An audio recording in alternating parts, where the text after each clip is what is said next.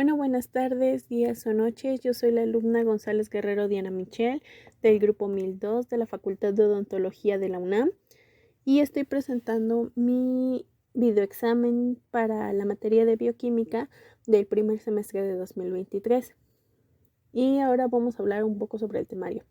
Dentro de los temas que vamos a tocar nosotros van a ser el átomo, el agua, los carbohidratos, los aminoácidos, los lípidos, los ácidos nucleicos y las enzimas. Bueno, primero vamos a empezar hablando un poco acerca de qué es el átomo. Y esto inicia con la teoría anatómica de Leucipo. Según Leucipo, el anatomismo en realidad estaba formado tanto por átomos como por el vacío. Los átomos son partículas infinitas, o eso él decía, que también eran indivisibles, de formas variadas y siempre en movimiento. Postula que el alma está formada por átomos más esféricos que los componentes de las demás cosas. Niega la génesis y la corrupción, las formas de cambio que eran aceptadas casi por unanimidad entre los filósofos presocráticos. La mayor parte de los filósofos ridiculizaron su pensamiento, calificando este de absurdo. Y no era posible que una partícula ocupase un espacio que no se pudiera escindir, y en caso de que no se pudiera dividir, significaba que no ocuparía ningún espacio, y por lo tanto, esto sería nada.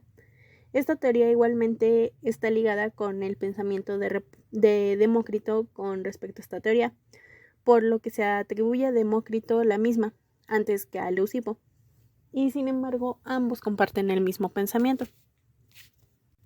Luego seguiremos con la teoría anatómica de Dalton. La teoría anatómica de Dalton fue el primer intento completo para describir toda la materia en términos de átomos y sus propiedades. Dalton basó su teoría en la ley de la conservación de la masa y la ley de la composición constante.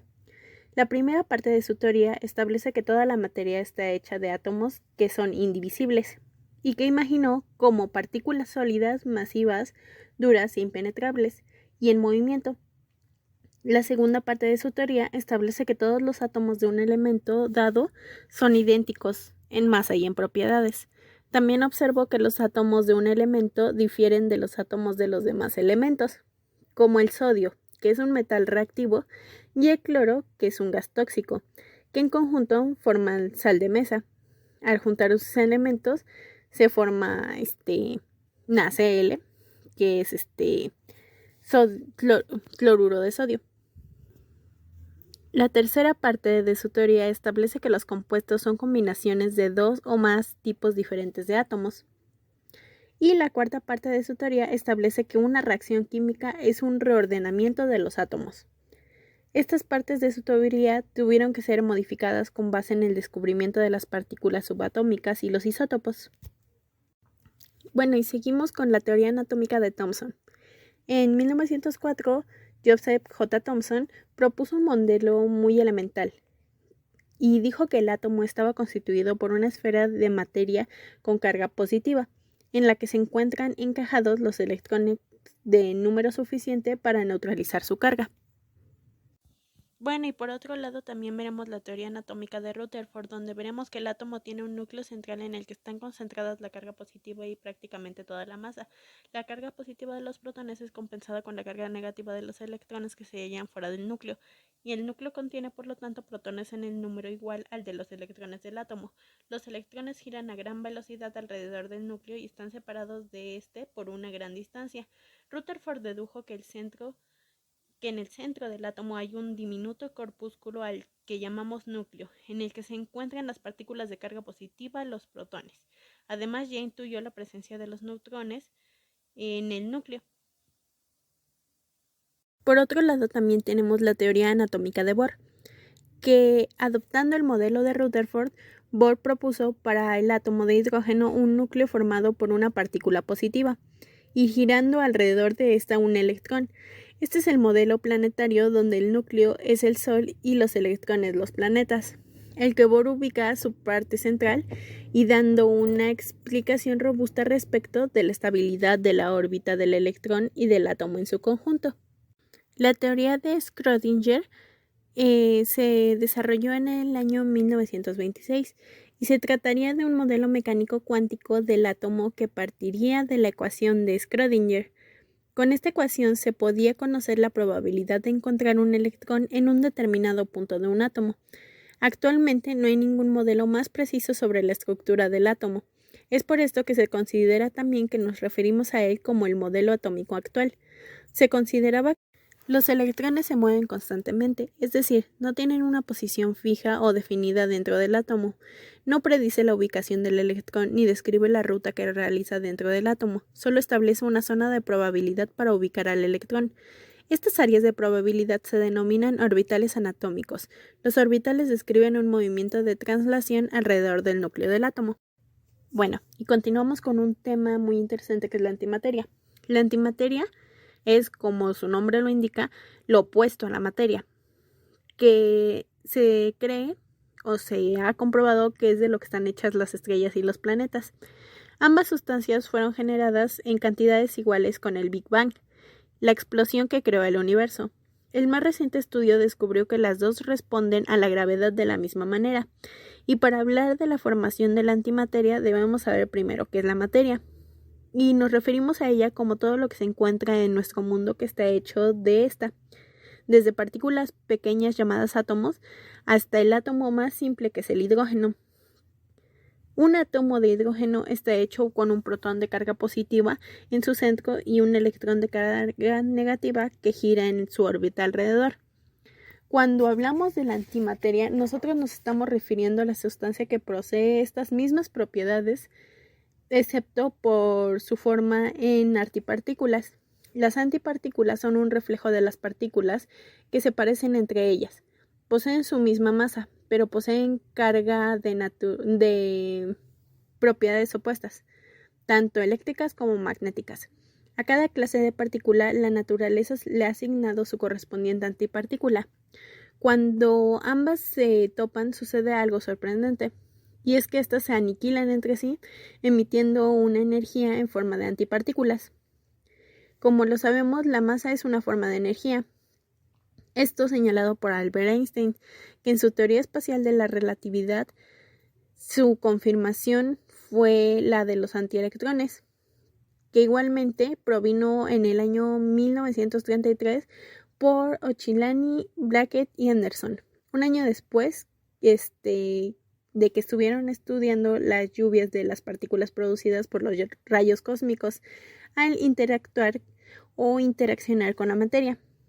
Estas fueron las primeras observaciones confirmadas de la existencia de la antimateria en la naturaleza. Tocaremos otro tema muy interesante que es la materia oscura.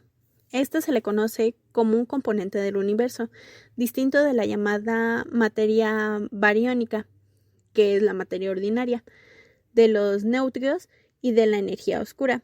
Su nombre proviene del hecho de que no emite ni interactúa de ninguna forma con la radiación electromagnética y es por lo tanto invisible en todo espectro de la radiación electromagnética. No debe, sin embargo, conformarse con la antimateria. La materia oscura compone cerca del 25% de la masa total del universo. La energía oscura es una forma de energía presente en todo el espacio del universo, que tiende a acelerar su expansión a través de una presión o fuerza gravitacional repulsiva. Esta materia es en realidad materia faltante. Y también tomaremos el tema de bosón de Higgs. El bosón de Higgs es un tipo de partícula elemental que se cree tiene un papel fundamental en el mecanismo en el que se origina la masa de las partículas elementales. Sin masa, el universo sería un lugar muy diferente. Si el electrón no tuviera masa, no habría átomos, con lo cual no existiría la materia como la conocemos, por lo que tampoco habría química, ni biología, ni ninguna de las materias elementales, por lo que las partículas tienen masa y otras no. Varios físicos británicos como Peter Higgs postuló en los años 60 del siglo XX un mecanismo que se le conoce como el campo de Higgs. Al igual que el fotón, es el componente fundamental de la luz. Este campo requiere la existencia de una partícula que lo compongan, y a estas los físicos la llamaron bosón de Higgs. Es la última pieza que falta para completar este modelo estándar en la física de las partículas, que se describe por lo que sabemos las partículas elementales que forman todo lo que vemos y cómo interaccionan entre ellas. También tenemos como uno de nuestros subtemas los iones, que en química se les conoce como una partícula cargada eléctricamente y que está constituida por un átomo o molécula que no es eléctricamente neutro, es decir, que en su constitución ha ganado o perdido electrones. El proceso mediante el cual se producen iones se llama ionización. Los iones pueden estar constituidos por dos o más átomos de diversas naturalezas y de un único átomo, igualmente llamados monoatómicos.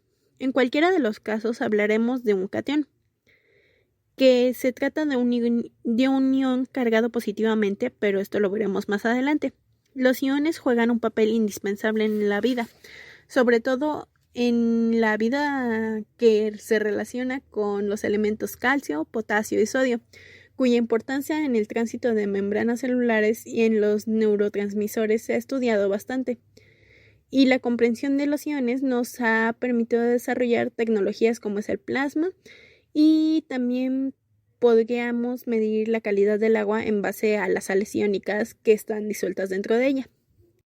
Bueno, hablaremos brevemente de qué es un catión. Los cationes son iones que tienen carga eléctrica positiva, es decir, que han perdido uno o varios electrones. Así, al igual que los aniones, los cationes también pueden estar compuestos por uno o más átomos, siempre que la carga total del compuesto, en este caso, sea positiva. Una de las funciones más importantes de los cationes es su participación en los procesos biológicos. Por ejemplo, los cationes, como es el sodio y el potasio, juegan un papel fundamental en la transmisión de los impulsos nerviosos. También tocaremos el tema de qué es un anión. Y el anión se le conoce como los iones que poseen una carga eléctrica negativa, que han ganado electrones en una reacción química que les dio origen. Pueden estar constituidos por uno o varios átomos, pero incluso en este último caso la carga global de esta molécula, es decir, su estado de oxidación, es siempre negativa. Existen tres tipos de aniones: monoatómicos, poliatómicos y ácidos. Estos ácidos cabe resaltar que provienen de un ácido polipróptico, que posee múltiples hidrógenos ionizables, la cual se han extendido protones. Por ejemplo, el fosfato diácido. También tocaremos el tema de los isótopos de hidrógeno. El hidrógeno fue un descubrimiento en el año de 1766 por el científico naturalista y filósofo Henry Cavendish, quien fue el primero en determinar que el hidrógeno era un elemento particular que se oxidaba en presencia del oxígeno para producir el agua. De hecho, su nombre hidrógeno significa formador de agua y procede de hidros, que es agua, y genos, generador. El hidrógeno es un elemento químico que es muy ligero y que existe ya que su átomo está formado por un protón y un electrón. El hidrógeno tiene 3 isótopos en total. Los isótopos son naturales. Algunas veces se les denomina como 1H, 2H y 3H, también conocidos respectivamente como protio, deuterio y tritio. También hablaremos un poco de lo que es la tabla periódica. La tabla periódica de los elementos es un registro de todos los elementos químicos conocidos por la humanidad. Los elementos están ordenados en la forma de la tabla según su número atómico, es decir, su número de protón. Su configuración electrónica y sus propiedades químicas de esta tabla están organizadas en filas y columnas, que muestran cierta periodicidad. Estos elementos pertenecen a una misma columna con propiedades similares. En un principio, toda la materia conocida del universo estaba compuesta por diversas combinaciones de los 118 elementos registrados en esta tabla periódica. La primera versión de la tabla fue de 63 elementos de los 118 elementos conocidos y fue construida por el ruso Dmitri Mendeleev. Entonces, basándonos en esto, él las clasificó basándose en las propiedades químicas de cada una de los elementos. Por otra parte, el profesor de química alemán Julius Lothar Meyer publicó una versión ampliada, pero basándose en las propiedades físicas de estos átomos. También veremos un poco acerca de el orden por el número atómico en el que están compuestos estos elementos.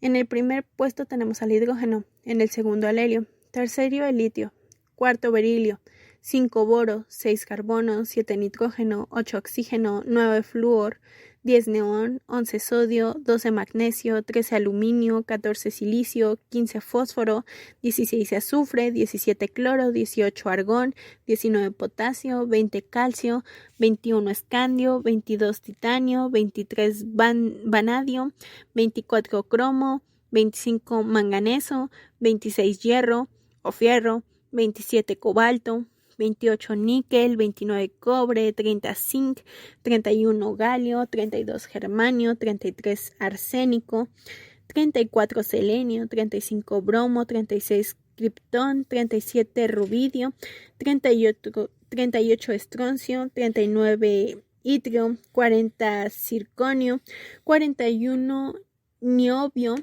42 molibdeno, 43 tecnecio, 44 rutenio, 45 rodio, 46 paladio, 47 plata, 48 cadmio, 49 indio, 50 estaño, 51 antimonio, 52 telurio, 53 yodo, 54 xenón, 55 cesio, 56 bario, 57 lantano, 58 cerio, 59 praseodimio, 60 neodimio, 61 prometio, 62 samario, 63 europio, 64 gadolinio, 65 terbio, 66 disprosio, 67 olmio, 68 herbio, 69 tulio, 67 70 iterbio, 71 lutecio, 72 hafnio,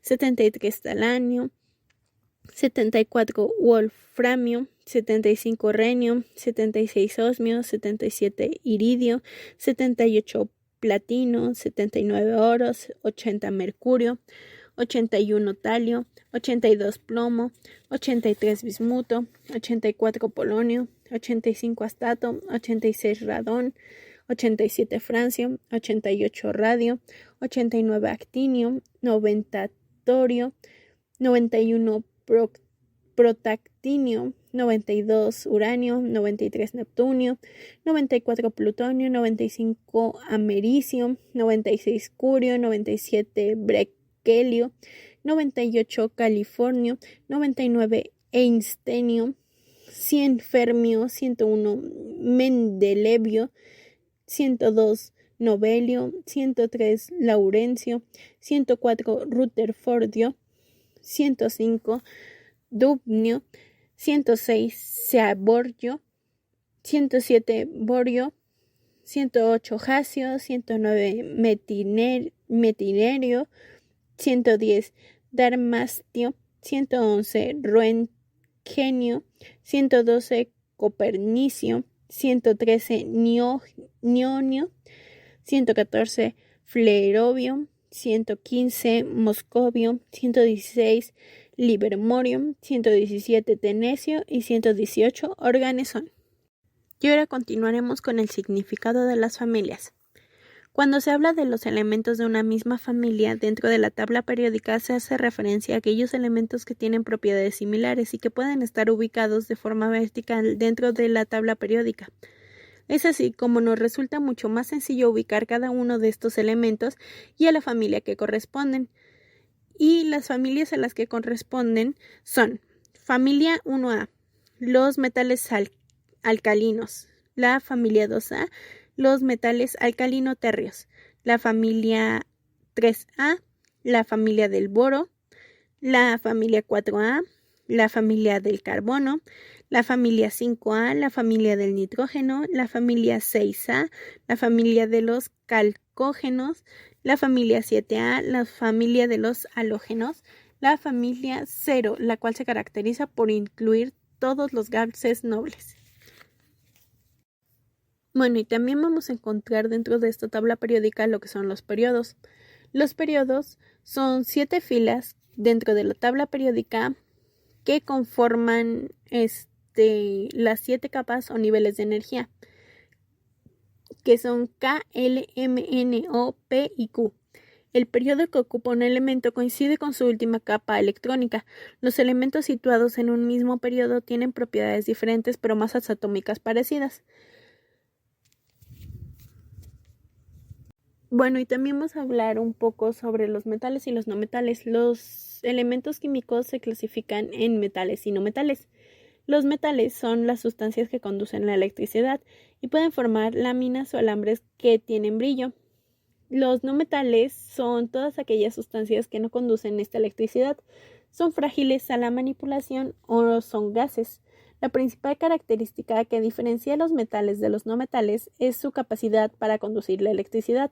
Existen elementos que parecen metales, pero que reaccionan como no metales. Los elementos metálicos son aquellos que tienen la tendencia a ceder electrones y pueden conducir la electricidad. Además, presentan un brillo característico, son maleables y dúctiles. Estos están localizados en la parte izquierda de la tabla periódica, siendo los elementos más a la izquierda los que tienen el carácter más metálico. Estos metales se pueden clasificar en metales alcalinos, alcalino-térreos y metales de transición, cada cual con sus diferentes características. Dentro de los alcalinos podemos encontrar elementos como el litio, el sodio, el potasio, el rubidio, el cesio y el francio. Dentro de los alcalino-térreos podemos encontrar el berilio, magnesio, calcio, estroncio, bario y radio. Y dentro de los de transición podemos ver que son los que se encuentran en el bloque central de la tabla periódica. Dentro de ellos están incluidos metales como el cobre, el oro, la plata, el platino y entre otros más. Por otro lado, los elementos no metálicos son todos aquellos elementos que no encajan en las características de los metales. Dentro de los no metales podemos encontrar a los halógenos, los gases nobles, el hidrógeno, el carbono, el nitrógeno, el fósforo, el oxígeno, el azufre y el selenio. Se localizan en la parte derecha de la tabla periódica, separados de los metales por los metaloides. Por otro lado, tenemos también la electronegatividad, que es una propiedad periódica. La escala de Pauling es una clasificación de la electronegatividad de los átomos. En ella se manejan valores desde el 4 hasta el 0.7 Pauling. Como la electronegatividad varía en forma periódica, puedes presidir la diferencia de electronegatividad que existe entre los átomos entrelazados observando la distancia que los separa en la tabla de los elementos. En general, mientras más separados se encuentren de la tabla periódica, o sea, hablamos de una izquierda a una derecha, mayor será la diferencia de electronegatividades entre los átomos. También por otro lado tenemos la regla del octeto, que se conoce como la teoría del octeto igualmente. Su explicación se forma en la base en la que los átomos de los elementos químicos se combinan. Esta teoría fue enunciada en 1917 por el físico-químico estadounidense Gilbert N. Lewis y explica que los átomos de los distintos elementos suelen mantener siempre una configuración electrónica estable mediante la ubicación de los 8 electrones en sus últimos niveles de energía. La regla del octeto establece que los iones de los distintos elementos químicos que se encuentran en la tabla periódica suelen completar sus últimos niveles de energía con 8 electrones. Esta regla explica que las maneras en que los átomos forman sus enlaces y de la naturaleza de los que estos dependerá el comportamiento que tengan y las propiedades químicas de las moléculas resultantes. De este modo, la regla del octeto es un principio práctico que sirve para predecir el comportamiento de muchas sustancias. Si bien presenta también distintas excepciones, pensemos en una molécula de dióxido de carbono, cuyos átomos presentan valencias de 4 carbono y 2 oxígeno, unidos por enlaces químicos dobles. Esta molécula es estable si cada átomo presenta 8 electrones en un total de su último nivel de energía, alcanzando el octeto estable, lo que se cumple con el comportamiento de 2 electrones entre el carbono y los átomos de oxígeno. Su carbono comparte 2 electrones con cada oxígeno, aumentando de 6 a 8 electrones en su último nivel de energía de cada oxígeno. Al mismo tiempo, cada oxígeno comparte 2 electrones con el carbono, aumentando desde 4 hasta 8 de los electrones en el último nivel de energía del carbono. También hablaremos acerca de los enlaces covalentes, que se le llama enlace covalente al tipo de enlace químico que ocurre cuando dos átomos se enlazan para formar una molécula, compartiendo electrones pertenecientes a su capa de valencia o su último nivel de energía, alcanzando gracias a ello el conocido octeto estable, conforme a la regla del octeto, propuesto por Herbert Newton Lewis sobre la estabilidad electrónica de los átomos. Los átomos enlazados por enlaces covalentes comparten uno o más pares de electrones en su último nivel de energía. Se les denomina orbital molecular a la región del espacio donde está ubicada la densidad electrónica de la molécula. El enlace covalente se forma entre átomos que no tienen una gran diferencia de electronegatividad. Este enlace se puede formar entre átomos no metálicos o entre átomos metálicos y el hidrógeno. El enlace iónico se forma entre iones de átomos con una elevada diferencia de electronegatividad, y este suele formarse entre iones de átomos metálicos e iones de átomos de elementos no metálicos. Por otro lado, conforme a la presencia de no polaridad, se puede distinguir entre enlaces covalentes polares y enlaces covalentes no polares.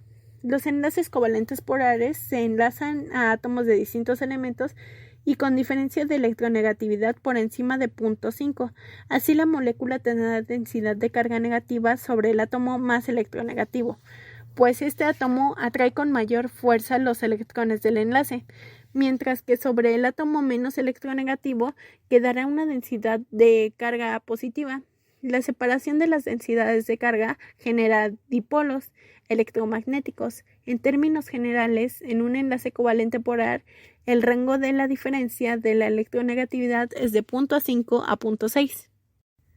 También veremos lo que es un enlace iónico. El enlace iónico o electrovalente consiste en una atracción electrostática entre partículas con cargas eléctricas de signos contrarios, mejor llamados iones. Este tipo de enlace se manifiesta generalmente entre átomos metálicos y no metálicos, en los que la transferencia de electrones ocurre desde los átomos metálicos menos electronegativos hacia los no metálicos, que son los más electronegativos. Para que se forme un enlace iónico, es necesario que la diferencia de electronegatividad, es decir, la capacidad de un átomo para atraer electrones de otro átomo cuando se combinan en un enlace químico, entre ambos tipos de átomos sea mayor o igual a 1.7 en la escala de Pauling, utilizada para clasificar los átomos según sus valores de electronegatividad, a diferencia de los átomos que conforman los enlaces covalentes que constituyen a menudo a las moléculas polares y los iones que no poseen un polo positivo y otro negativo, sino que en ellos se predomina por entero una sola carga. Así tendremos cationes cuando un átomo pierde electrones, y este se queda con una carga positiva por ende, y aniones cuando este átomo gana electrones y este se quedará con una carga negativa. También veremos como uno de nuestros últimos subtemas en el tema de átomo, el enlace de Van der Waals. Las fuerzas de Van der Waals son atracciones débiles que mantienen unidas a las moléculas eléctricamente neutras. Sin embargo, en algún momento, estas moléculas presentan lo que se denomina como un dipolo inducido. Es decir, la molécula adquiere una carga parcialmente positiva y otra parcialmente negativa, de manera momentánea, provocando que se atraigan entre sí por el efecto electrostático, generando por la atracción del polo positivo de una molécula con el polo negativo de otra. Finalmente tendremos el último subtema de átomo, que será el de puentes de hidrógeno. Los puentes de hidrógeno son enlaces que se producen a partir de la atracción existente en un átomo de hidrógeno y un átomo de oxígeno, flúor o nitrógeno con una carga negativa. Dicha atracción, por su parte, se conoce como interacción dipolo-dipolo y vincula el polo positivo de una molécula con el polo negativo de otra. El puente de hidrógeno puede vincular distintas moléculas e incluso sectores diferentes de una misma molécula.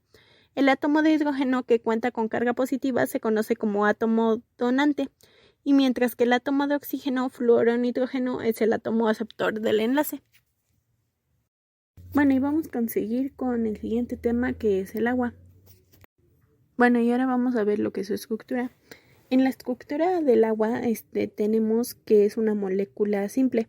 Está compuesta por un átomo de oxígeno y dos átomos de hidrógeno. y cada uno de estos átomos se encuentra unido covalentemente al oxígeno por medio de un par de electrones de enlace.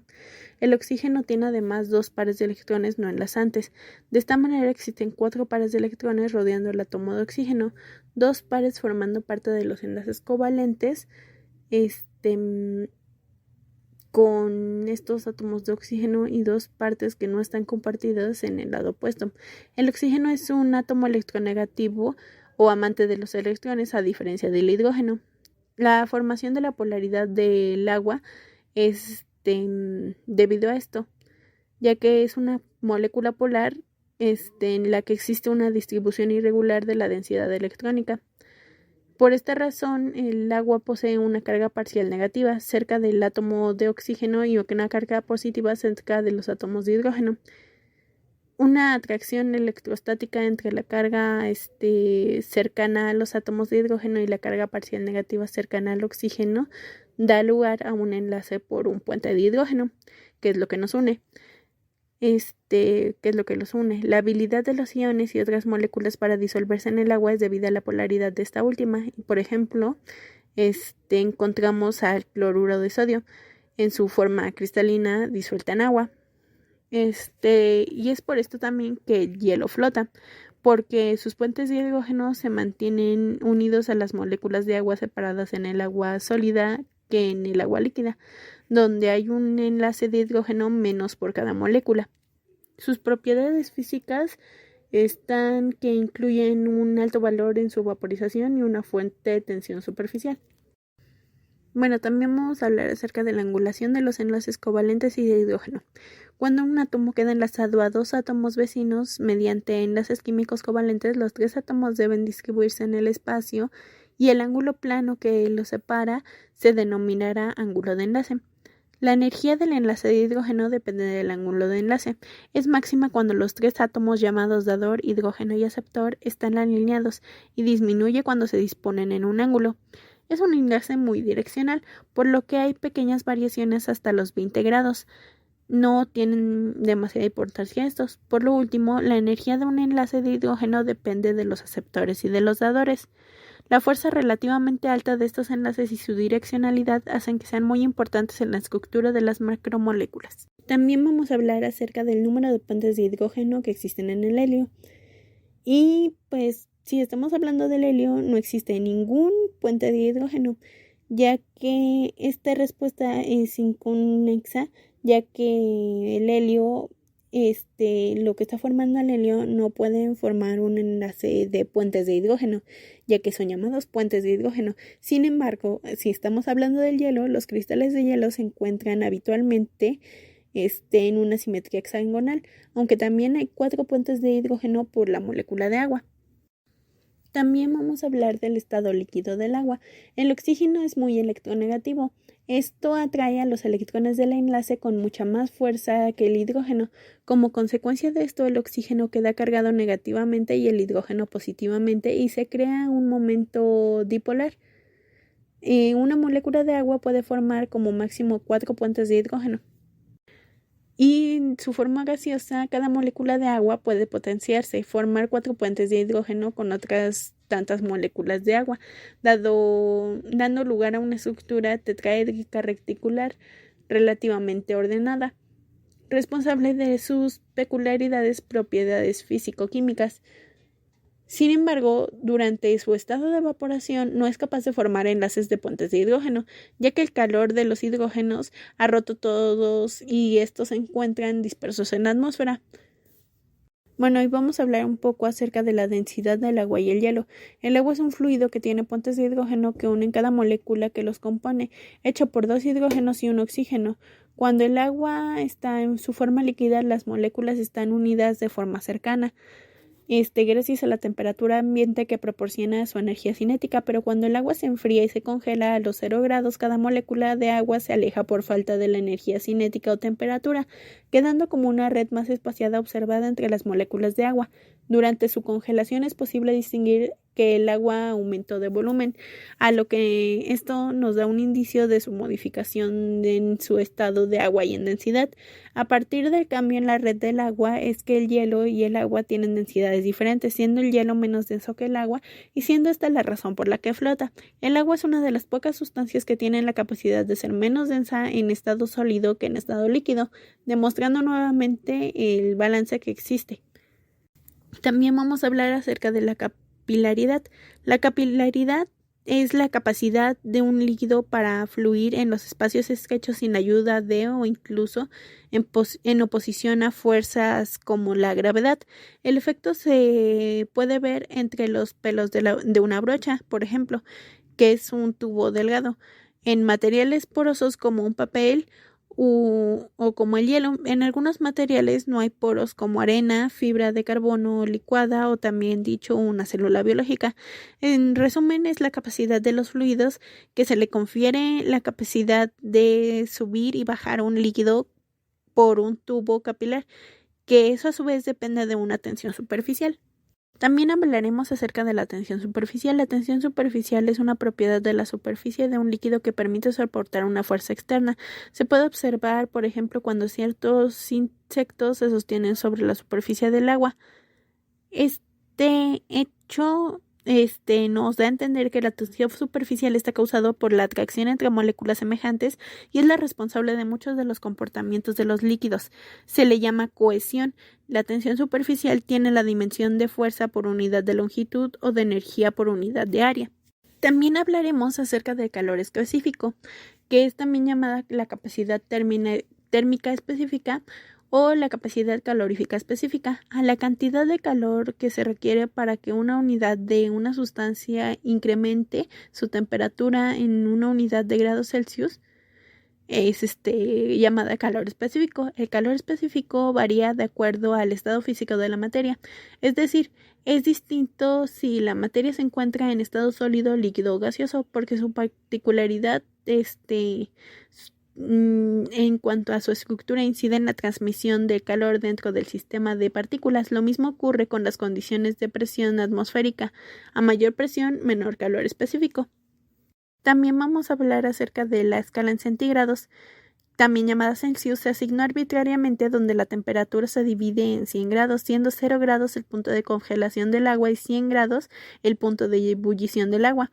Es una escala dentro del sistema de unidades y a esta escala también se le denomina escala centígrada. Es importante saber en ella, ya que es una escala relativa que se utiliza principalmente en América del Sur y en México. También vamos a hablar acerca de la disociación del agua, que es una reacción en la que una molécula de agua le dona su protón, un hidrógeno positivo, a una molécula de agua, formándose así un hidrógeno 3 oxígeno positivo, dejando así como remanente un OH negativo. También vamos a hablar acerca de lo que es KW. Mientras tanto, KW es el producto iónico del agua. KW es una constante de equilibrio modificada para la disociación del agua y su valor es de 1 por 10 a la menos 14. También vamos a hablar acerca de lo que es pKa, que se trata de una medida de acidez calculada mediante el logaritmo negativo, que es una constante de disociación ácida, Ka. Puede decirse que el pKa es una magnitud que refleja cómo tienden las moléculas de una solución acuosa a disociar un protón. Lo que hace el pKa es describir el nivel de disociación y reflejar la aceptación o donación de protones frente a un valor concreto de pH. La constante de disociación del ácido es Ka. Como ya dijimos, el pKa es el logaritmo negativo o menos log se escribiría de la constante en cuestión. También vamos a hablar acerca de lo que es el pH, que es un grado de acidez. Es una medida para determinar el grado de alcalinidad o acidez en una solución acuosa. Indica la concentración de iones de hidrógeno. Y por otro lado, el pOH. El pOH o potencial del OH es una medida de basicidad y alcalinidad de una disolución. Indica la concentración de iones OH en una disolución. También diremos o hablaremos del significado de la P. La P es un menos logaritmo, que es un operador y que sirve para darle valor numérico a la constante. La P es por potencial. También vamos a hablar acerca de lo que son los ácidos fuertes y débiles. Un ácido fuerte es el que está casi completamente disociado de una solución acuosa. Por lo tanto, su valor de pK es menor a 2. Y un ácido débil es aquel que no está completamente disociado, en una solución acuosa. Los ácidos fuertes y las bases fuertes se refieren a especies que se disocian completamente para formar los iones en solución. Por el contrario, los ácidos y bases débiles se disocian solo parcialmente y la reacción de ionización es reversible. Bueno, y también vamos a hablar acerca del comportamiento de un ácido débil y fuerte en la titulación. El comportamiento en un ácido débil al titularlo con una base fuerte, el pH del punto de equivalencia debe de ser mayor a 7, porque la concentración de un ácido es muy baja y se sabe que se disocia muy poca, entonces su concentración es baja. Entonces, si la base está completamente disociada, lo que reacciona del ácido es muy poco. Se ve fácilmente superado por el poder de la base, por ende se va a la zona alcalina del pH, lo que resulta en una concentración baja de hidrógeno positivo. También vamos a ver que existen cambios de carga de HA y BH positivo. Para que una sustancia se comporte como un ácido cediendo protones, debe de haber otra que se comporte como una base que capte protones. HA más B y BH más A, además de una reacción química anterior, en realidad conlleva un equilibrio, de lo que quiere decir que la reacción es reversible. Puede evolucionar hacia la izquierda. Para que esto ocurra a la especie A, debe actuar como base y el ion BH positivo como un ácido. El HA más BA, que es una base conjugada, y ambas forman lo que esta teoría se le conoce como par de ácido y una base conjugada. Analógicamente, las especies B y BH positivo forman un par de ácidos y bases conjugadas. También vamos a hablar acerca de lo que son los amortiguadores de pH, que se le conocen también como un buffer, tapón o amortiguador, que es un sistema químico que afecta la concentración de los iones de hidrógeno en una solución, en forma tal que cuando son añadidas pequeñas cantidades de ácido o base, el cambio que se produce en el pH no es significativo. Existen dentro de nuestro organismo de manera tal que se forman los mecanismos de la acción amortiguadora, el pH de una disolución amortiguadora, que es una ecuación de Henderson-Hasselbalch, las propiedades de los amortiguadores, una eficacia amortiguadora y los amortiguadores fisiológicos, que estos son el fosfato monosurtido, el fosfato disurtido, un ácido carbónico bicarbonato, que en conjunto lleva mecanismos de compensación, los aminoácidos y proteínas y la hemoglobina.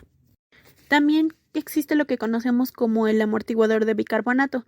El amortiguador compuesto por bicarbonato y C2O, que es dióxido de carbono, tiene características químicas que sugieren una escasa utilidad para amortiguar los cambios en el hidrógeno positivo, debido al metabolismo normal o a patologías que alteran el equilibrio ácido-básico.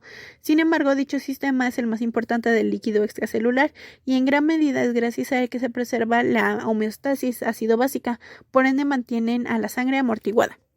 Y por otro lado tenemos al amortiguador de fosfato. El tampón fosfato está compuesto por el hidrógeno fosfato y tiene un pK de 6.8. Su concentración en líquido extracelular es solo del 8% de la concentración del amortiguador del bicarbonato debido a su alto pH, que va a ser 7.4. El fosfato es considerado como un sistema eficaz para amortiguar ácidos. Bueno, y saltaremos del agua y pasaremos al tema de los carbohidratos.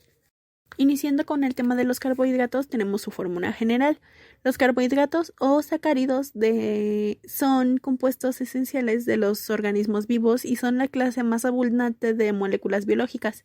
El nombre de carbohidrato significa literalmente hidratos de carbono y proviene de su composición química, que para muchos de ellos es H2O. donde sus neutrones son mayores o iguales a 3, es decir, son compuestos en los que n número de átomos de carbono parecen estar hidratados con n moléculas de agua.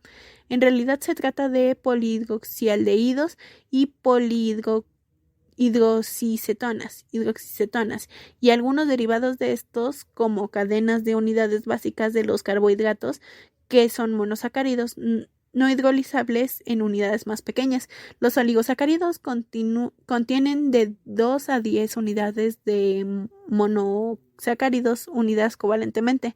Por su parte, los polisacáridos están constituidos por un gran número de unidades de los monosacáridos unidos covalentemente. Bueno, también tenemos la isomería L y D.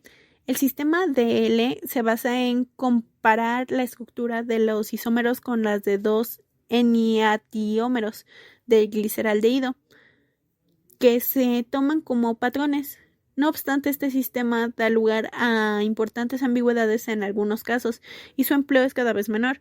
Una vez colocada de este modo la estructura, si el grupo OH del último carbono quiral se dispone hacia la derecha, el monosacárido se nombra como D. Si va hacia la izquierda, se trata de un miembro de la serie L. Por extensión, se utiliza un convenio similar para definir las series D y L de los aminoácidos, en los que el grupo amino toma el lugar del hidroxilo y el carboxilo el del carbonilo. Pasaremos al siguiente subtema, que es aldosa. Las aldosas son monosacáridos que poseen un grupo aldehído terminal. Son azúcares simples que ya no pueden ser hidrolizados para producir otros azúcares más simples. Poseen entre 3 y 7 átomos de carbono. Tal como las cetosas, las aldosas son azúcares polihidroxilados. Y continuamos con la cetosa. La cetota es un tipo de sacarosa que contiene un grupo funcional denominado cetona dentro de su estructura molecular y que se compone por un conjunto que se llama carbonilo. Pertenece a la familia de los monosacáridos. Es una unidad básica de carbohidratos cuya principal característica es que no se descompone en moléculas más pequeñas durante la digestión. Y continuamos con grupo carbonilo. El grupo carbonilo es un grupo funcional que contiene un átomo de carbono doblemente unido a un átomo de oxígeno, C con doble enlace en oxígeno, donde si el doble enlace está en el carbono final es un aldehído, y si el enlace no está en el carbono final, está en alguno de los otros carbonos, es una cetona. Seguimos con isomería. La isomería es una propiedad de ciertos compuestos químicos que tienen igual fórmula química, es decir, iguales proporciones relativas de los átomos que conforman su molécula. Estas presentan estructuras moleculares distintas. Dichos compuestos reciben la denominación de isómeros. Los isómeros son compuestos que tienen la misma fórmula molecular pero diferente fórmula estructural y por lo tanto diferentes propiedades. Por ejemplo, el alcohol etílico o etanol y el éter dimetílico. Seguimos con tautómero entre gliceraldehído y dihidroxiacetona. Un tautómero se produce cuando dos isómeros que se diferencian solo en la posición de un grupo funcional. Entre las dos formas existe un equilibrio químico. En un equilibrio tautométrico hay migración de un grupo o átomo, como por ejemplo tenemos que la D-fructosa es un tautómero de la D-glucosa. Bueno, y también tenemos la clasificación por número de carbohidratos. Los carbohidratos se clasifican de acuerdo a la cantidad de moléculas que los componen, en simples, como son los monosacáridos, como por ejemplo la ribosa, la glucosa y la galactosa, en disacáridos, como por ejemplo la galactosa y la lactosa, y en oligosacáridos. También se dividen en complejos polisacáridos, como por ejemplo son el almidón, el glucógeno y la quitina. Los carbohidratos son moléculas cuya estructura está compuesta por carbono, oxígeno e hidrógeno y cuya principal función es proporcionar energía al organismo. También vamos a hablar acerca de cómo se originan los epímeros. Los epímeros son diastereoisómeros en los cuales solamente uno de sus centros quirales difiere de configuración espacial, a diferencia de los enantiómeros donde todos los centros quirales tienen configuraciones diferentes y representan un par de imágenes especulares que no pueden suponerse sobre la otra. El resto de los diastereoisómeros, que son isómeros geométricos, pueden tener más de dos centros de configuraciones diferentes. De aquí que un gran porcentaje de estereoisómeros sean diastereoisómeros. Los epímeros ocurren frecuentemente en los carbohidratos. Por ejemplo, la D-glucosa y la D-manosa difieren de C2, que es el primer átomo de carbono quiral. Depende principalmente del medio en donde esté. Los epímeros se forman mediante una reacción química llamada epimerización. Si ambos epímeros no difieren en gran grado de estabilidad, se establece un equilibrio de epimerización, el cual no es más que una interconversión EPA en interconversión con EPB. Y continuamos con características químicas estructurales de la fructosa y glucosa. La fructosa y la glucosa son isómeros. Dentro de la estructura química de la glucosa encontramos que la glucosa se caracteriza por poseer un grupo carbonilo en el primer carbono de una cadena de 6, por lo que se describe como un aldehído y hexosa o aldohexosa. Además posee 5 grupos hidroxilos, por lo que también se identifica como un polialcohol. Al poseer 6 carbonos tiende a formar una estructura cíclica al reaccionar el hidroxilo del carbono 5 con el carbono 1 del grupo carbonilo, formando un anillo de 6 lados o ciclohexano, y se consigue en frutas y en la miel. Mientras que la molécula de fructosa se caracteriza por poseer un grupo carbonilo en el segundo carbono de una cadena de 6, por lo que se describe como una cetona y hexosa o cetohexosa.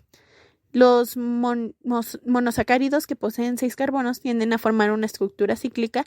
En este caso, reacciona al hidroxilo del carbono 5 con el carbono 2 y del grupo cetona, formando un anillo de 5 lados o ciclopentano, y se consigue en frutas como parte de almidones en los vegetales.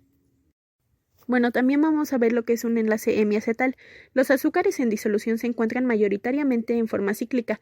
Está llamada hemiacetal. El hemiacetal se obtiene por ataque de uno de los grupos hidroxilo de la cadena sobre el carbonilo. Los ciclos formados son de 5 o 6 miembros. Continuamos con lo que es la formación de piranos y fructanos. El hemiacetal formado entre el OH del grupo aldehído hidratado y el OH en posición 4 da lugar a un ciclo de 5 miembros, denominado fructano, mientras que el formado con el OH en posición 5 da lugar al ciclo de 6 miembros, denominado pirano.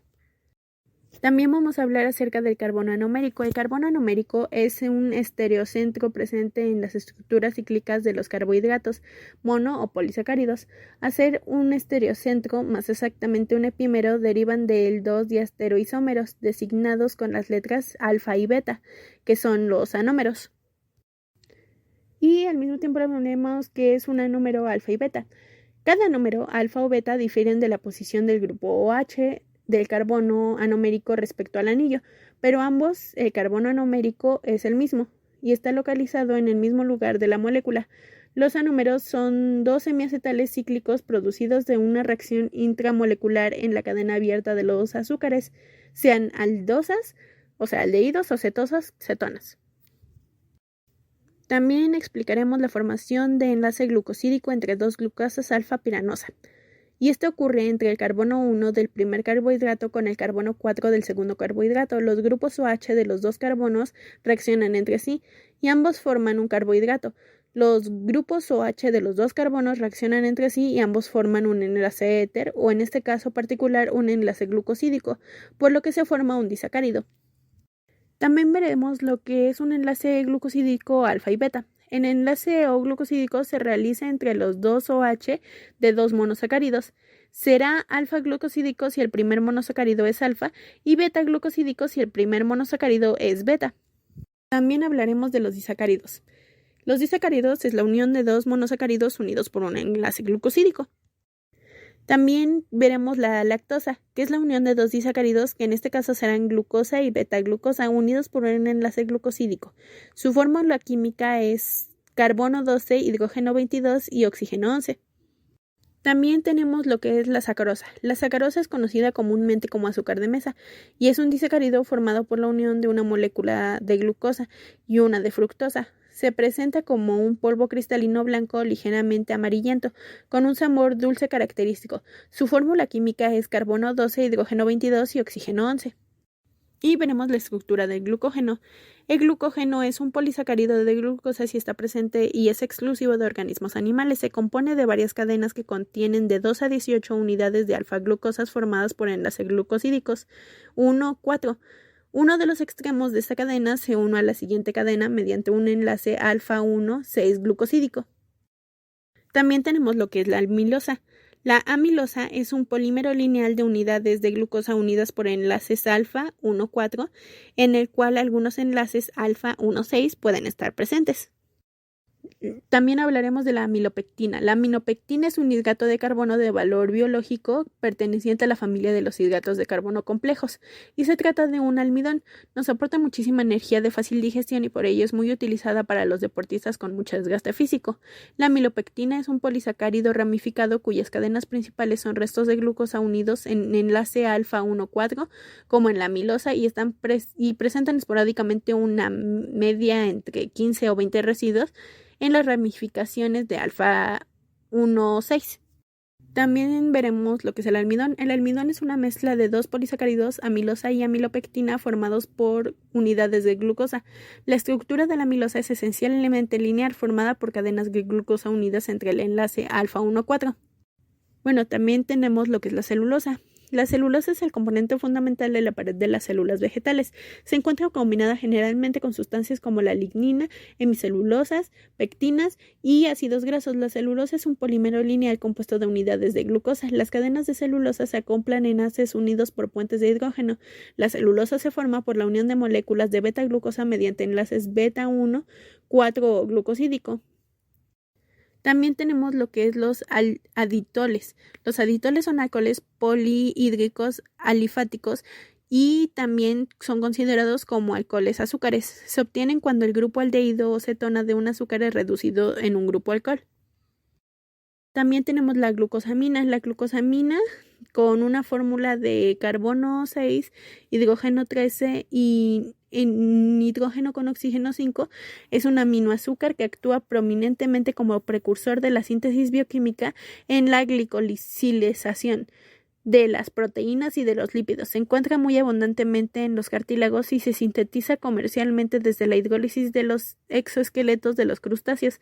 La glucosamina es el tratamiento más común en la artritis a pesar de su aceptación en la medicina sea variable. Aparece en la literatura también como quitosamina. Se encuentra muy abundantemente en los cartílagos.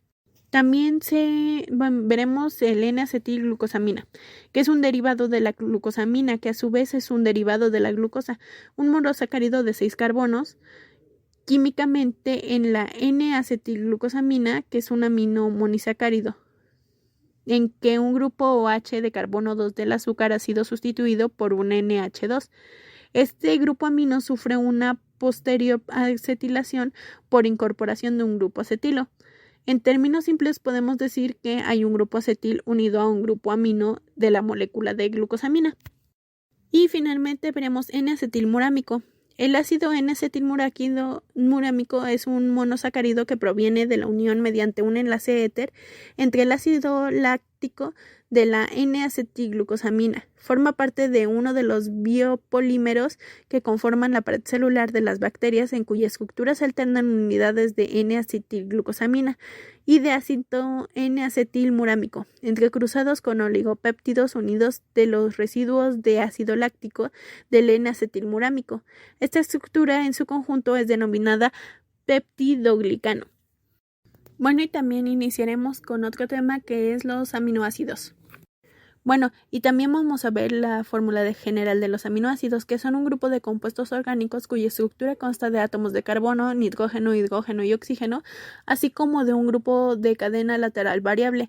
Son compuestos bifuncionales cuyas moléculas incluyen grupos carboxilos COOH y grupos amino NH2. La fórmula general de los aminoácidos es NH2 con enlace en un radical con enlace en un COOH, que es un ácido carboxílico. Su nombre es una forma abreviada del término ácido alfa-aminocarboxílico. También veremos de este lado que son los isómeros L y D, que anteriormente habíamos visto, pero son que todos los aminoácidos que se encuentran en la naturaleza tienen la configuración estereoquímica de L, mientras que los aminoácidos sintéticos por lo general se encuentran como la mezcla ramérica de los isómeros L y D.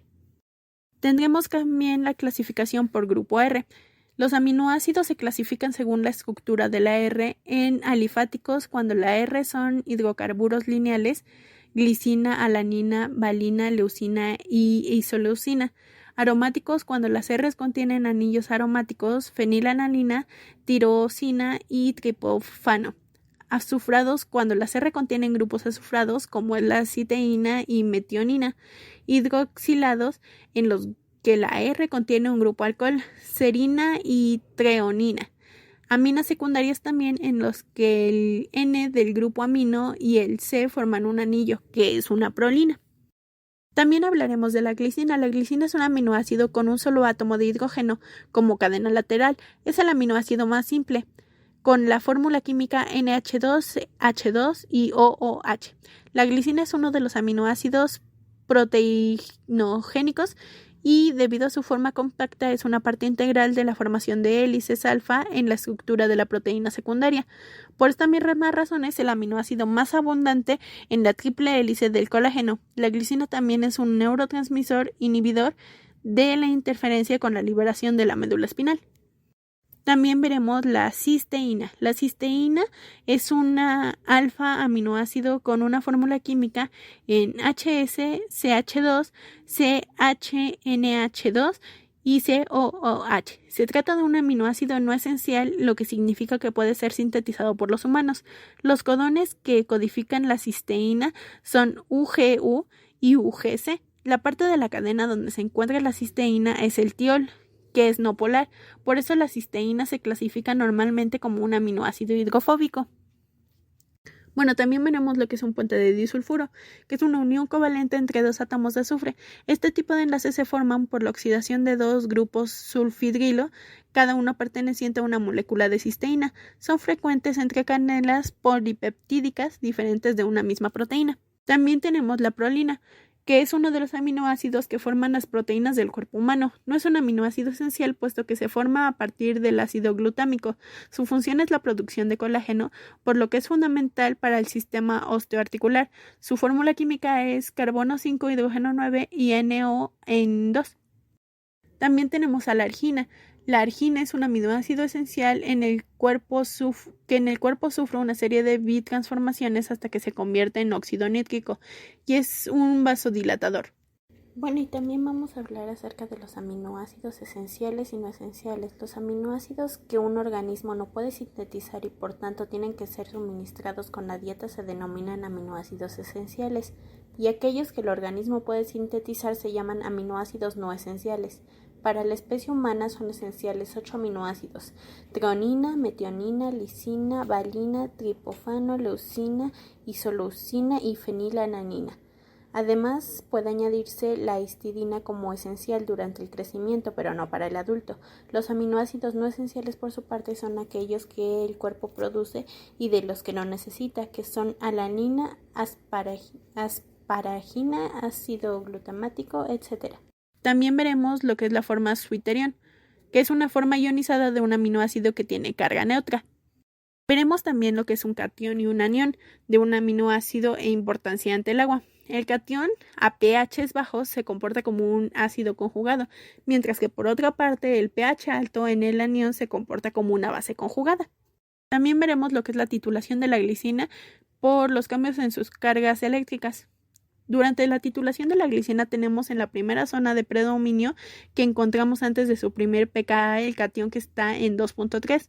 Luego en la segunda, que es su zona de predominio, encontraremos el punto isoeléctrico y encontramos a la especie neutra que es de 5.97, que se encuentra en el punto de equivalencia para encontrar el zwitterion. Finalmente en la tercera zona de predominio, después de su segundo pKa, que está en 9.6, encontraremos al anión. Esto ocurre porque el primer pK se debe al grupo amino y el segundo pK se debe al grupo carboxilo. También tenemos la formación y características del enlace peptídico de proteínas, que se forma entre el grupo carboxilo y el grupo amilo. También tenemos lo que es una estructura primaria. Dentro de su estructura primaria tenemos a la cadena lineal de los aminoácidos. Dentro de su estructura secundaria encontramos que se pueden formar dos estructuras diferentes, la alfa hélice y la beta plegada. Tendremos la terciaria, que está conformada por varios tramos de estructuras secundarias diferentes y se le conoce como dominios de una proteína. También tendremos la cuaternaria, que es la estructura que se conforma por varios dominios unidos entre sí. La estructura beta plegada es una hoja plegada de la mitad, como también se la puede conocer, que es una de las estructuras secundarias posibles adoptada por las proteínas. Se forma por el posicionamiento paralelo de dos cadenas de aminoácidos dentro de la misma proteína, en el que los grupos N y H de una de las cadenas forman enlaces de hidrógeno con los grupos C doble enlace o oxígeno de la opuesta. También tenemos lo que es la alfa hélice, que forma un puente de hidrógeno en el grupo amino y el grupo carboxilo, lo que hace que se forme una estructura helicoidal. También tenemos a las proteínas fibrosas y globulares, que según su forma existen proteínas fibrosas que son alargadas e insolubles del agua, como la queratina, el colágeno y la fibrina, y las globulares, que son formas esféricas y compactas y solubles en agua. Tendremos de igual manera el AlphaFloat, que es un programa de inteligencia artificial que predice de forma muy precisa la estructura molecular de las proteínas. Y ahora pasaremos al tema de los lípidos. Su definición es que son conjuntos de moléculas orgánicos constituidos primordialmente por átomos de carbono, hidrógeno y oxígeno, y otros elementos como el nitrógeno, fósforo y azufre. Los lípidos son moléculas hidrófobas, pero son solubles en disolventes orgánicos no polares como benzina, benceno y cloroformo, que están compuestos de unidades repetitivas llamados ácidos grasos. Los ácidos grasos son compuestos orgánicos que tienen la fórmula general CH3, CH2 y COOH, donde N normalmente se encuentra entre 2 y 28. Es siempre un número par, que afecta al CH2. Hay dos tipos de ácidos grasos, que estos son saturados e insaturados. También vamos a hablar un poco sobre lo que son las moléculas anfipáticas, también llamadas afifílicas. Son aquellas moléculas que poseen un extremo hidrofílico, es decir, que es soluble en agua, y otro que es hidrófobo, lo cual significa que rechaza el agua.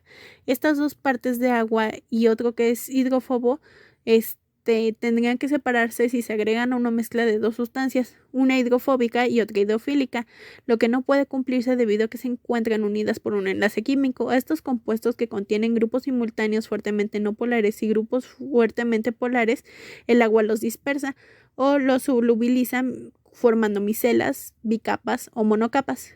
Esta molécula posee un solo grupo carboxilo que es polar y tiende por ello a hidratarse con facilidad, y una larga cola hidrocarbonada que no es polar e intrínsecamente insoluble en agua. También tendremos a los ácidos grasos saturados e insaturados. Los saturados no tienen dobles enlaces entre los átomos de carbono, mientras que los grasos insaturados contienen al menos un monoinsaturado o varios dobles enlaces que son poliinsaturados en la cadena de los ácidos grasos. También tenemos a las micelas. La micela es una estructura química de agrupación molecular que resulta capaz de atraer la suciedad de la piel y dejarla atrapada en su interior. Está compuesta por una cabeza hidrofila en su exterior y en su interior por una cola hidrofoba. Tendremos también lo que son las membranas biológicas, que son estructuras continuas físicamente visibles que constituyen conjuntos organizados constituidos por lípidos, proteínas y glúcidos que participan en el desarrollo, crecimiento y funcionamiento celular. Cumplen una función estructural por una barrera de permeabilidad selectiva, reciben y generan señales, construyen un soporte de enzimas y receptores y poseen un reconocimiento entre células y tejidos conectivos circulares. Bueno, también vamos a hablar acerca de la saponificación o hidrólisis del éster, que es una reacción química entre un lípido saponificable o ácido graso y una base o solución alcalina. Como consecuencia de esta reacción se obtiene una sal de dicho ácido y como subproducto la glicerina. Su mecanismo de la reacción de saponificación se presenta en las tres fases. La primera de ellas consiste en la adicción de una nucleofilia, que es unión OH al éster. Seguidamente se presenta una eliminación del grupo alcolatado. En esta fase la reacción puede complementarse. Se forma un ácido débil, una base fuerte y un ion alcolatado, que genera una reacción ácido-base que culmina en la conversión del ácido carboxílico con un ion carboxilato. La tercera y última fase del mecanismo de reacción consiste en la reacción del ácido carboxílico con el ion alcoholato. También tendremos a los triglicéridos, que son las sustancias que se engloban dentro de una de las grasas. Químicamente es una molécula de glicerol a la que se le han unido 3 moléculas de ácidos grasos. La diferencia más importante entre los ácidos grasos vienen determinadas por la longitud de la cadena de átomos de carbono y la presencia o no de dobles enlaces. En el caso de los triglicéridos, los 3 ácidos grasos que lo conforman pueden ser todos idénticos o por el contrario todos diferentes. También tenemos a los diglicéridos. Un diglicérido es un éster de glicerol con 2 moléculas de un ácido graso unidas a través de enlaces éster. Ocurre natural o artificialmente, y un ejemplo es que se producen muchos aceites de semillas. En la industria se produce principalmente a través de la glicerólisis para su uso como en emulsiones. Tiene 2 radicales de ácidos grasos y existen las formas 1, 2 o 1, 3 dependiendo de las posiciones de los ácidos grasos que se unen a la molécula de glicerol. Los monoglicéridos tienen solamente un radical de ácido graso unido a una molécula de glicerol.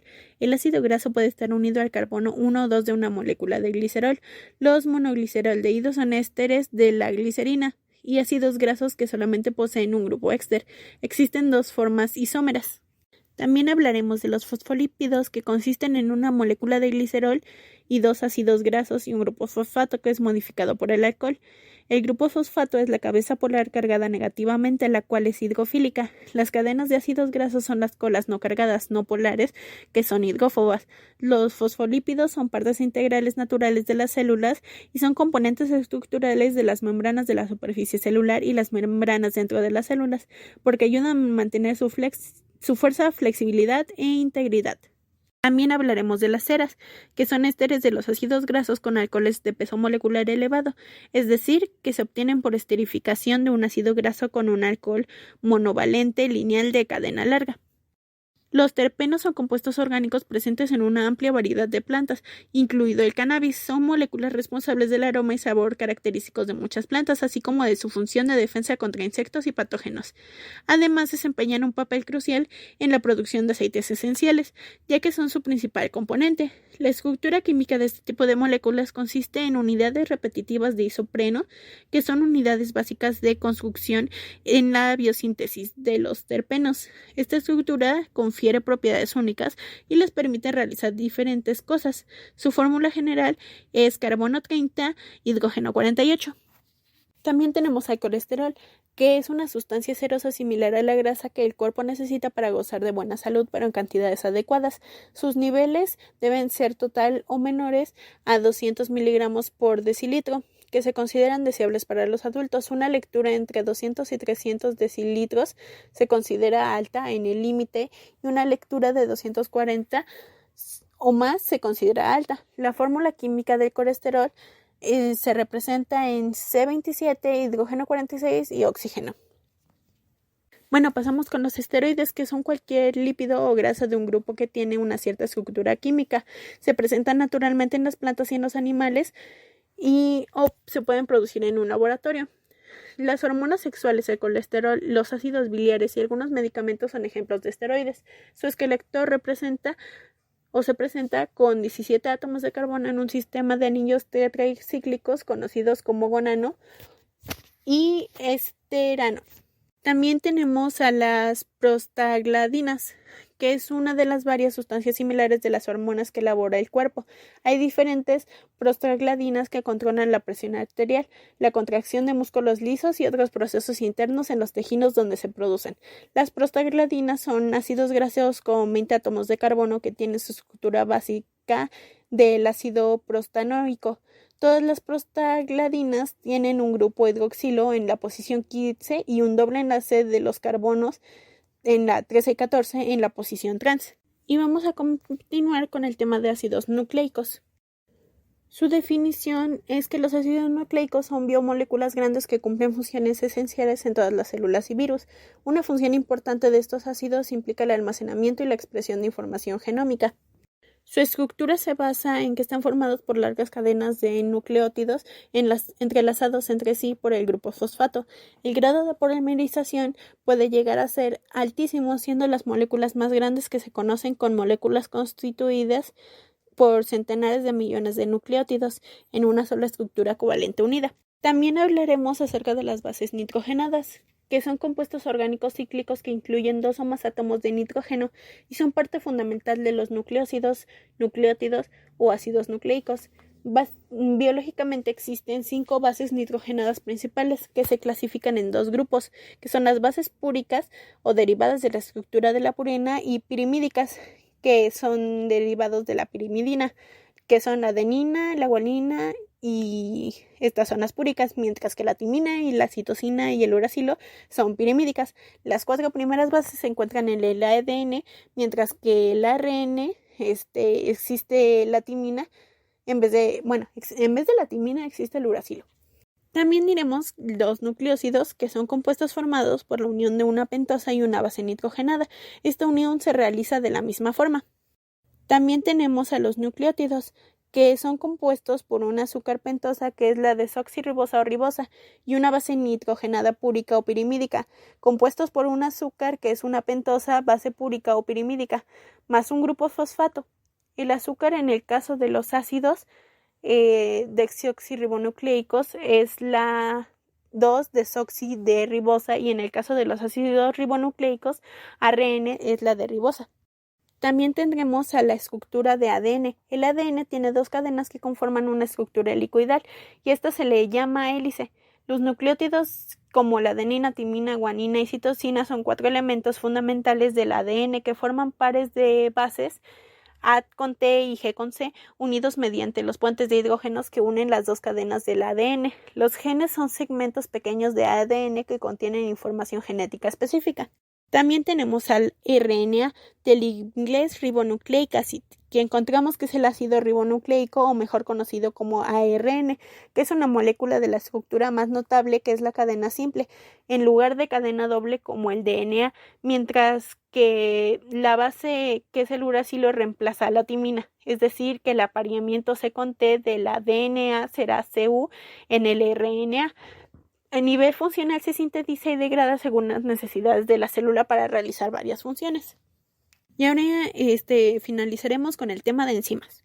Bueno, vamos a tener que la definición de las enzimas es que es un catalizador biológico. Por lo general es una proteína, pero podría ser ARN. El objetivo de un catalizador es aumentar la velocidad con la que ocurre una reacción. Hay muchas enzimas que son codificadas por el genoma para producir proteínas o ARN que aceleran reacciones químicas y hacen varios de miles de funciones diferentes dentro de una célula.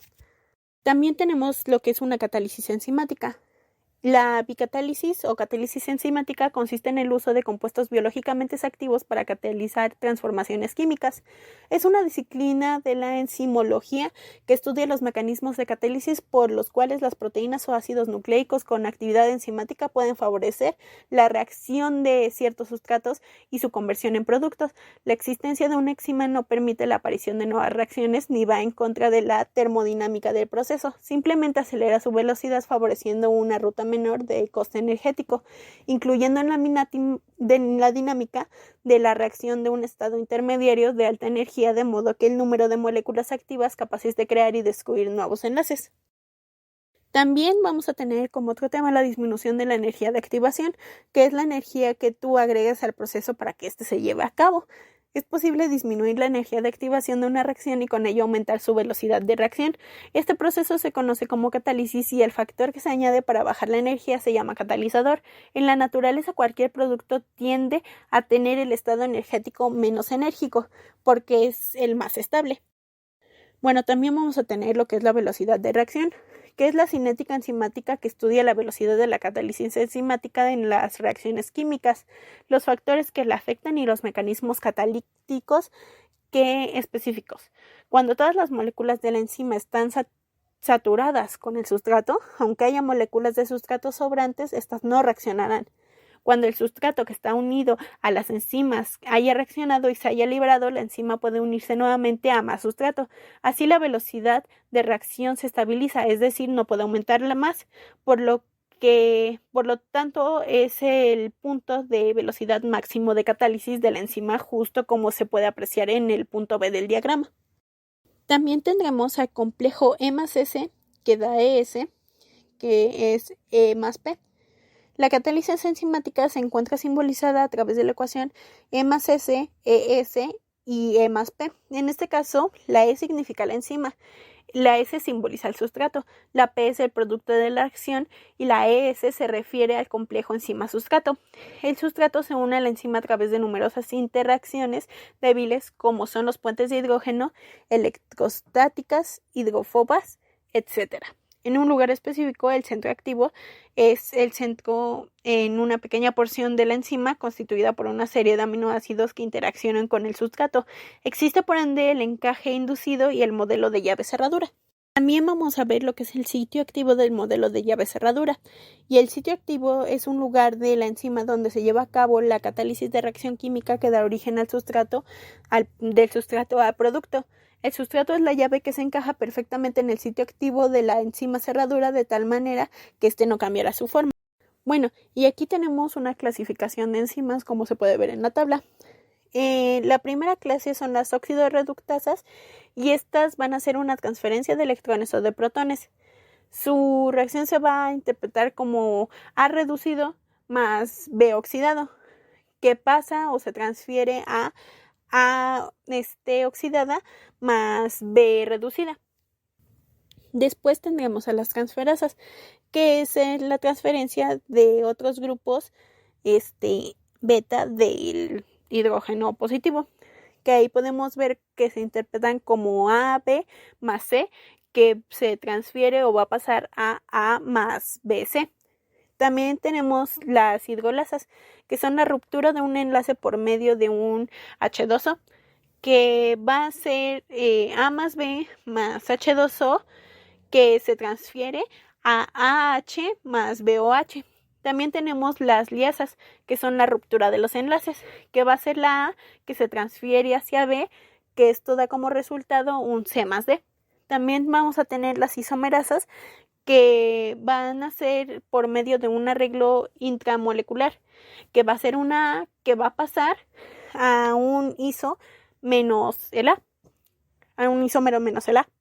También vamos a tener a las ligasas, que van a hacer la formación de enlaces por medio de moléculas de alta energía, y estas van a ser A más B más ATP, que se van a transferir a un AB más un ADP y un P más un P inicial. También vamos a tener el sitio activo, que es donde la enzima se une al sustrato, ya que es ahí donde sucede la catálisis. También tenemos el 9, que es una apoproteína, que una apoproteína es el componente proteico de una lipoproteína. Se hace que la lipoproteína sea soluble en un medio acuoso. Las lipoproteínas son complejos lípidos y proteínas que tienen como función transportar lípidos en un medio acuoso como es la sangre. También vamos a ver lo que es un cofactor, que es un componente no proteico termoestable y de bajo peso molecular, necesario para la acción de una enzima. Y también vamos a ver lo que es una coenzima, que es una molécula orgánica frecuentemente derivada de las vitaminas que se une a una molécula proteica, que se llama apoenzima, para formar una enzima activa que va a ser la holoenzima. También vamos a ver qué es un grupo prostético. Un grupo prostético es un grupo no proteico que puede ser un cofactor o una coenzima, pero para que se le llame grupo prostéico necesita estar irreversiblemente unido a una enzima. También vamos a tener lo que es una holoenzima. Una holoenzima es una enzima que está formada por una proteína, que es una apoenzima, y un cofactor.